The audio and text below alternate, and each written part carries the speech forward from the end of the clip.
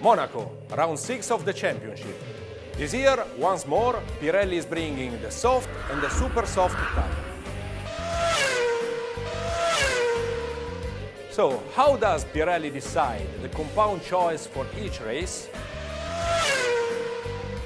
The tire supplier takes into account 4 key factors that define the amount of stress and consequently wear that is placed on the tires. The first factor is tarmac roughness. Monaco is the least abrasive track and has also the lowest average speed of the year, including the slowest corner. It's easy to see how tire wear is minimal. The second element is the circuit layout.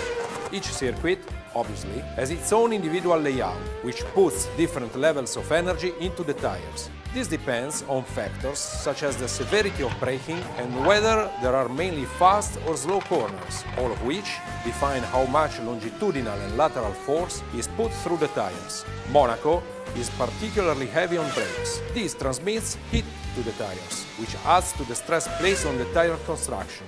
Entering Saint-Devote, for example, the cars scrub off 160 kph in just 100 meters. The tires also have extremely heavy demands placed on them in the swimming pool complex, where they hit the curves at more than 200 kph and experience lateral accelerations of 3.65 g.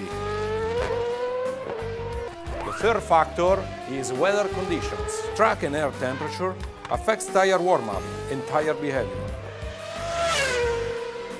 The last one is past experience. Historical data backs up Pirelli's decision to stick with the soft and the super soft compounds for the tight and narrow Monaco Street Circuit, where, in the past, the outcome of the race has been decided by strategy.